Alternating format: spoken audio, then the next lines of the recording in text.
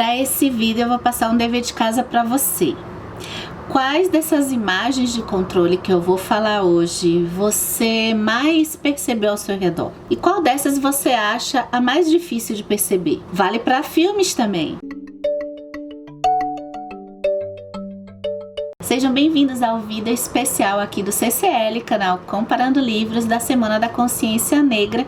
E para a gente começar o assunto propriamente dito, algumas considerações iniciais. Primeira, eu sou uma leitora comum que ama o tema do racismo. Eu não tô aqui para salvar ninguém ou apontar erro de ninguém. Consideração número 2.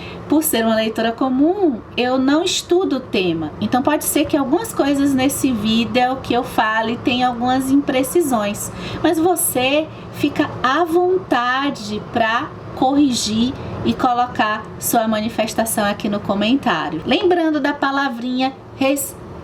Respeito vem do Spectrum, sabia? Eu li isso numa super interessante quando eu era criança, nunca esqueci. Respeito vem de espectro, espectro espelho, reflexo. Então, aquele velho ditado de fazer aquilo que a gente gostaria que fizesse com a gente. Consideração número 3, esse é um vídeo especial, especialmente com conteúdo desses livros. Apesar de eu ser uma leitora comum, eu tô baseando essas informações nos livros A Imagens de Controle da Winnie Bueno e Eu Não Sou Uma Mulher da Bell Hooks, além de outras referências que eu já ouvi, que eu já assisti, e todas elas vão estar aqui embaixo no box de descrições desse vídeo. E especial para você passar em todos esses lugares e se divertir assim como eu me diverti. Consideração número 4, e essa é muito importante. Eu vou usar nesse vídeo dois termos que são imagens de controle e estereótipos. Mas esses dois termos são diferentes de acordo com o que fala a Patricia Hill Collins, que foi quem a Winnie Bueno estudou para fazer a tese dela de doutorado, que é sobre as imagens de controle. Pela Wikipédia, os estereótipos, eles são aquelas imagens padronizadas, generalizadas, estabelecidas pelo senso comum e que não têm um conhecimento correto ou profundo sobre um objeto ou sobre alguém. Elas são utilizadas justamente para padronizar, para dar uma generalizada, geralmente desqualificando aquele objeto, aquela pessoa estereotipada. Pelo que eu entendi do livro, as imagens do controle, elas na verdade vão ser o estereótipo sobre um ponto de vista um pouco mais estrito, porque nas imagens de controle, o objetivo final acaba sendo a manutenção de um grupo no poder e num privilégio.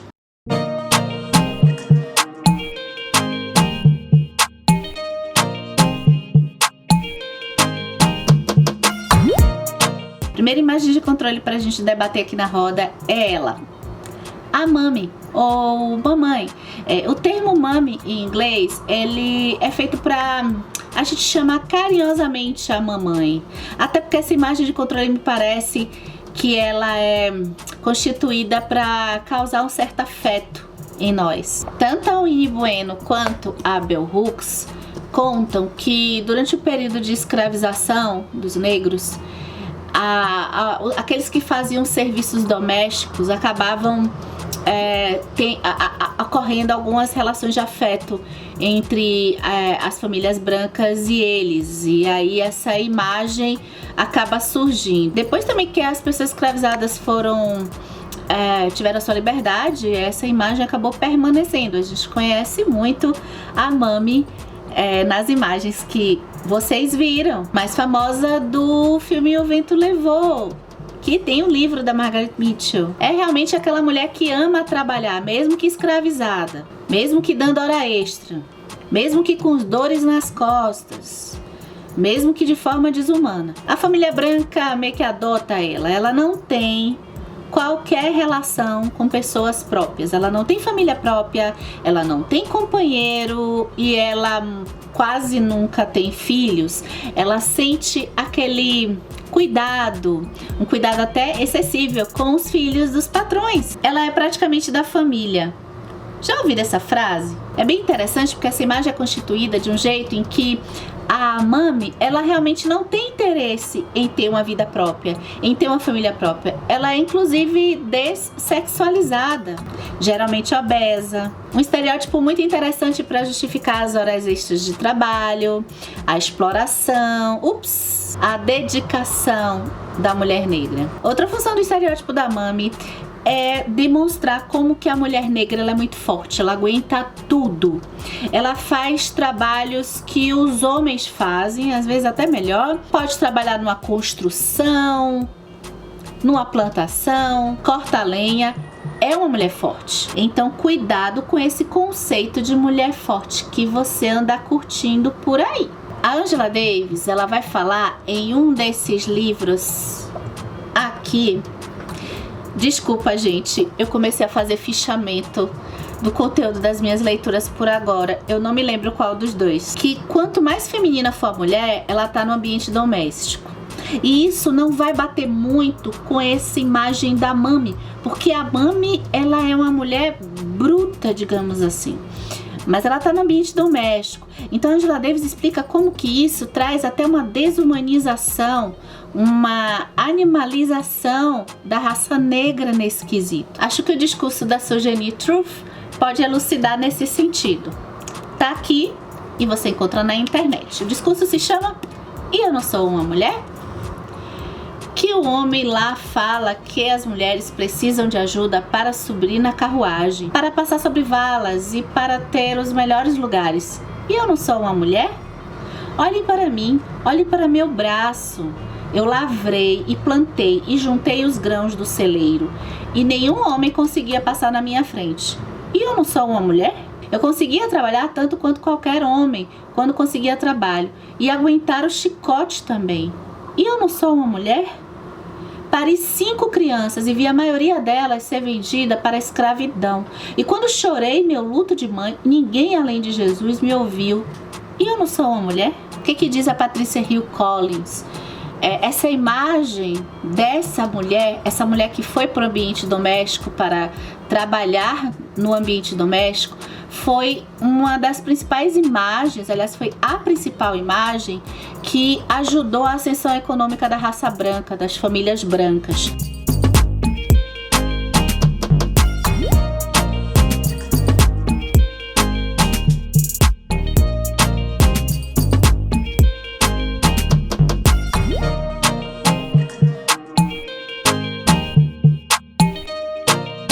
Essa próxima imagem de controle é a matriarca. Ela opera bem semelhante com a imagem da mami. Ela vai aparecer quando essa mulher negra, essa mulher que está dividindo os trabalhos da casa do patrão, da sua casa, seus filhos, e vem de um jeito que elas são tomadas por essa imagem de uma mãe negra agressiva. A gente precisa lembrar que essa mulher está em condições de pobreza, tomando conta dos seus filhos, sozinha, administrando a casa, a família, sendo seu maior tempo de trabalho para servir famílias brancas. Essa perspectiva da origem dessa mulher negra, chefe de família, ela está muito bem explicada no livro da Bell Hooks, E Eu Não Sou Uma Mulher. Então essa imagem de uma mulher barraqueira, de uma mulher extremamente pavio curto, vai tomar conta do cinema e das propagandas, dessa parte cultural aí, especialmente para que as elites brancas tenham essa responsabilização e justificativa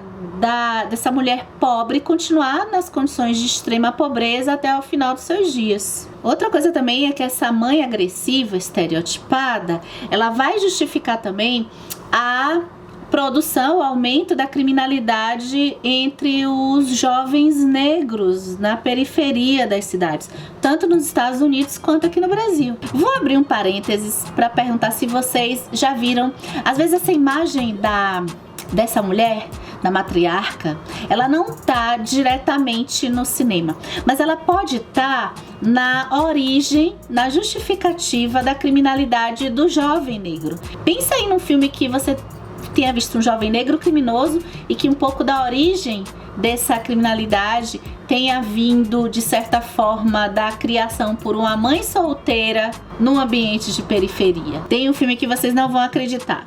Ou vão. Ai, eu fico achando que vocês vão pensar igual a mim. Eu preciso melhorar isso. Eu prometo que eu vou trabalhar nisso. Sabe qual é o filme? Sim, Pantera Negra. Gente, eu não quero desmerecer o Pantera Negra. Eu amo Pantera Negra. É um filme importantíssimo, é maravilhoso. E é muito difícil ver esse estereótipo no filme. Eu não vi esse estereótipo. Eu só sei porque eu assisti um podcast com um grupo de discussão de pessoas negras que estudam isso, discutindo alguns problemas que tinham no filme do Pantera Negra. O Killmonger, lembra do Killmonger? Michael B. Jordan, ele se tornou o Killmonger por quê? Porque ele foi abandonado, não foi abandonado, o pai dele foi assassinado. Então, supostamente, ele foi criado por uma matriarca.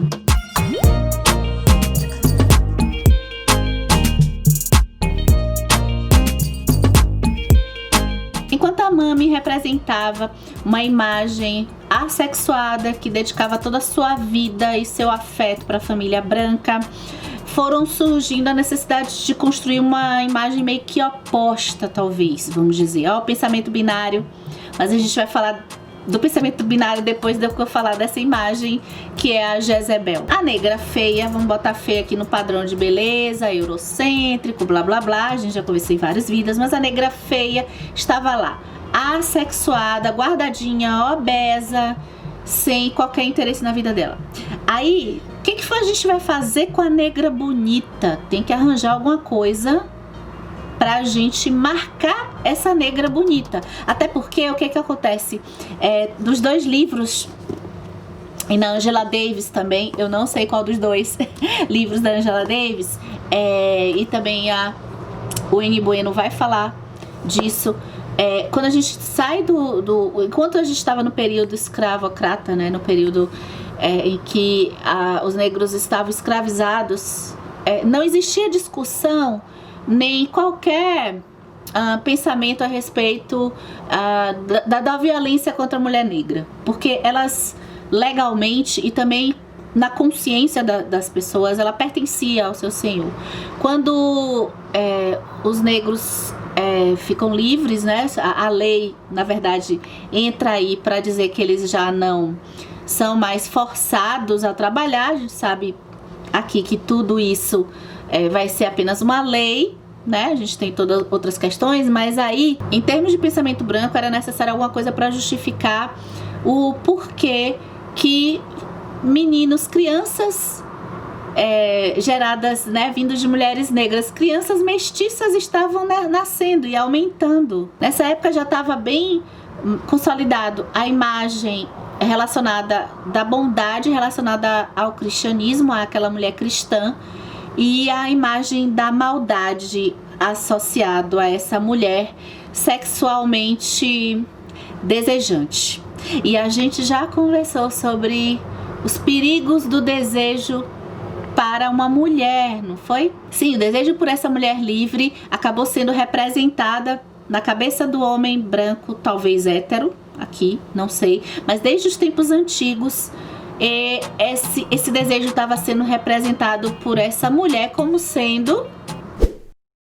A gente conversou no vídeo sobre o conto A Ilha Maldita, como que esse livrinho aqui, que é Coisa de Menina, explica o desejo, a representação da mulher como sendo um diabo, de certa forma, os tormentos lá do Santo Agostinho, a representação dessa entidade demoníaca que é o corpo feminino na cabeça de homens neuróticos. E então, gente, não teve jeito, sobrou pra Globeleza. Então, de certa forma, essa imagem de que é a mulher negra, que ela é sexualmente muito mais permissiva do que a mulher branca, é a mulher negra que deseja muito sexo. A mulher negra gosta de transar e gosta de mostrar o corpo, e é ela que procura o homem branco para ter relações sexuais. As mulheres negras são insaciáveis e as mulheres brancas são puras. Então veja bem, a N. Bueno vai falar isso aqui no Imagem de Controle, mas tem vídeo da Djamila Ribeiro, já vi Silvia Almeida falar isso. Tem esse livro aqui maravilhoso, que é o Genocídio do Negro Brasileiro, da Abdias Nascimento, que vai dizer o quê? toda essa manipulação, de trazer essa democracia racial. Então, para que não estivessem as imagens do que realmente estava acontecendo, que era o estupro de mulheres negras, a violência contra mulheres negras, a imagem que era para ficar na nossa cabeça, lembrando, no cinema, na cultura, na propaganda, era que essa mulher é que é insaciável. Página 90. Teóricos como Gilberto Freire tiveram um papel central na construção do mito da democracia racial, que coloca mulheres negras como centrais na conciliação dos conflitos raciais, como se elas não oferecessem resistência às violências às quais eram submetidas. E agora que eu vou fazer o parênteses para a gente conversar sobre o pensamento binário, e para a gente entender um pouco as imagens de controle.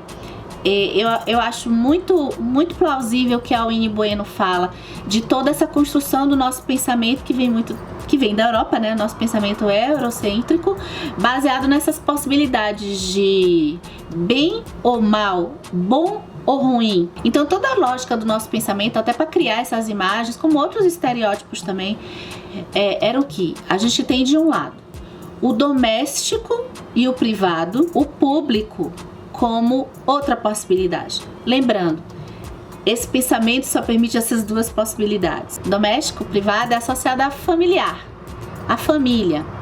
O público, sempre associado ao trabalho. É assim, simples. O doméstico, familiar, a mulher. Lembra do Bela e Recatada do Lar? O público, o trabalho profissional, o homem. E então tudo isso junto com o doméstico tá com características femininas, ou seja, quem está mais no âmbito doméstico, no âmbito familiar, um carinho com os filhos, são características femininas. No público, quem está mais no trabalho, no conhecimento, na academia, características masculinas. Na parte doméstica, na parte privada, na parte das roupas, a gente tem a parte cristã, é a parte pura. E agora eu acho que você já sabe quem que tá lá na parte pública, a parte demoníaca. Mas vamos reparar, tá? Que tem que estar dividido assim. Então, claro que aí seria outro vídeo, tá? Que tem construções para que justificar que o homem tá mais nesse espaço público aí. E olha que também isso seria um assunto para um outro vídeo, mas essa tabelinha aqui, ó, de um lado e do outro, ela serve até, eu acho que pra gente pensar quem é vilão e quem é mocinho na literatura, tá? Mas aí deixa pra o ano 2025.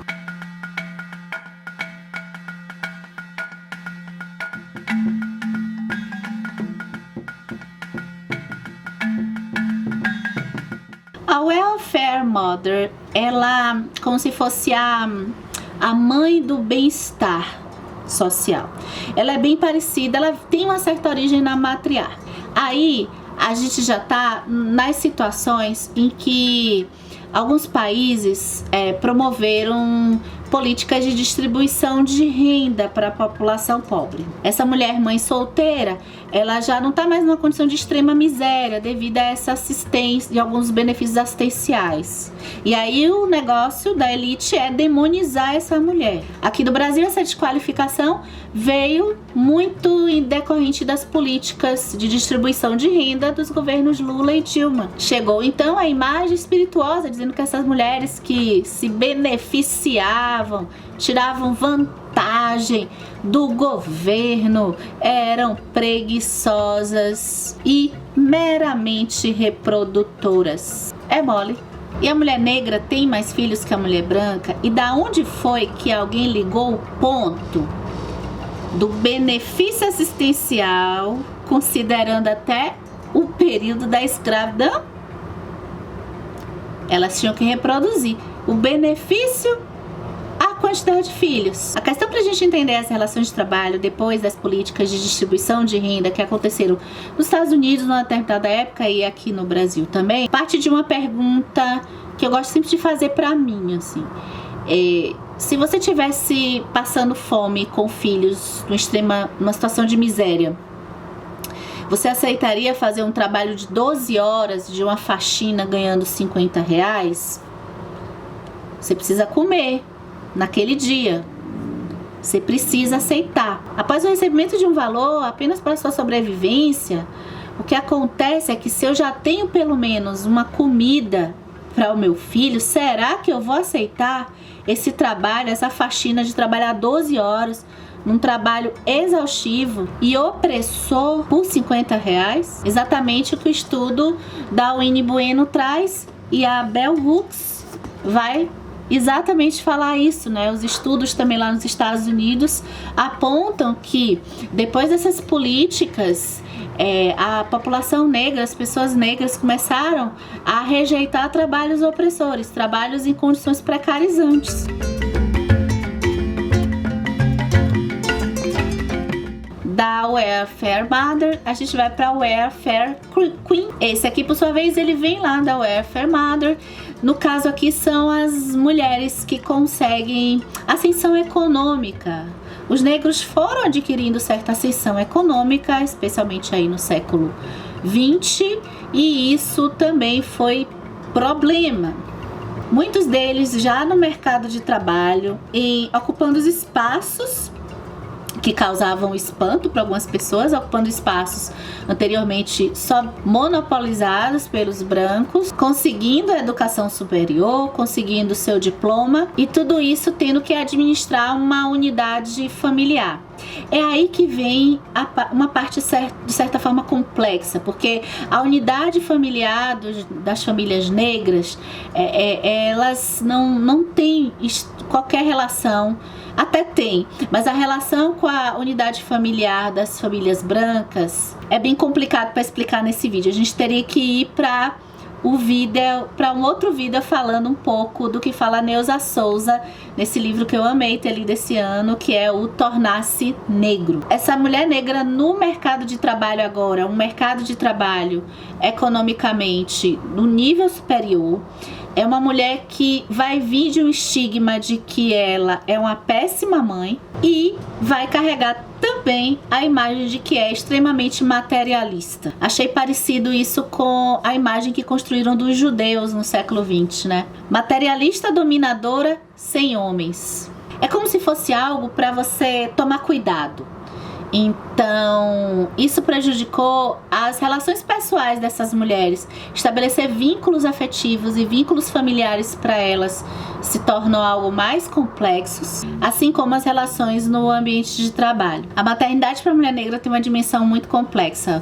Um livro ponto de partida que me ajudou a compreender é o Amada, da Toni Morrison. A gente está falando aqui de pessoas que não têm que partem de um pressuposto que a sua ancestralidade foi muito danificada. Tanto elas não têm origem de que país elas vieram, quanto também o que aconteceu com seus avós, com seus tataravós. Essa mulher que hoje conquistou um certo espaço, ela tem uma ascendência de mulheres que ajudaram brancos a conquistar esse espaço. Então, possivelmente, elas não tiveram essa unidade familiar, ou então os pais dela não tiveram essa unidade familiar. Bem, gente, vamos às considerações finais, porque o que aconteceu? Fazendo o roteiro desse vídeo, eu descobri que eu não ia conseguir falar em um vídeo dos estereótipos masculinos. E eu queria ouvir vocês, se vocês querem que eu fale dos estereótipos masculinos. Eu tenho vontade de falar e devo fazer um vídeo, mas realmente eu não tô com tempo de fazer nesse momento agora. Deixa aqui seu comentário, quem sabe, se vocês quiserem muito, eu dou um jeito da gente conversar até o final do ano sobre esses estereótipos. Consideração final número 2, você que gosta desse tipo de conteúdo, fica tranquilo. Vê se você está inscrito aqui no canal, porque sempre é um tipo de conteúdo que eu gosto de trazer aqui. Pelo menos eu ainda não perdi o interesse de ler sobre o racismo. Desde 2017 eu intensifico mais essas leituras e tenho gostado cada vez mais também. Um fechamento também é perceber como que esses estereótipos e essas imagens de controle foram também profundamente utilizadas no humor. É o que a gente chama de racismo recreativo, que está aqui nesse livro da coleção Feminismos Plurais e foi escrito pelo advogado Adilson Moreira. Então tá, se você quiser imediatamente saber dos estereótipos negros, tem alguns posts lá no site do GL10, conhece o site GL10? Tá aqui no box, tem o estereótipo do negro corvo, que eu me lembro daquele desenho, viu? Eu me lembro daquele desenho. Tem o Sambo Com, que é aquele negro malandro. Esse tem aqui no Brasil também. Tem o Uncle Tom, que é o tio Tom, que aparece muito aqui. A história do Uncle Tom. Ai, daria um vídeo só pra ele. Ah, eu não tenho tempo, eu quero tempo. Tempo, tempo, tempo, tempo. Tempo, tempo, tempo, tempo. É minha música pra esse canal. Eu tenho vontade de fazer a história. É incrível. Desvirtuaram a história desse livro aqui, que é A Cabana do Pai Tomás, que o meu tá no plástico, mas eu quero ler. Quem sabe ano que vem. A principal pensadora que começou a catalogar esses conceitos foi a Patricia Hill Collins, que foi o objeto de estudo da Winnie Bueno, no livro que eu mostrei pra vocês. E o livro da Patrícia é esse aqui, ó. Pensamento Feminista Negro, que eu também não li. Depois, mais pra frente eu quero ler também. Acho que é isso, espero que vocês tenham gostado. E até o próximo vídeo.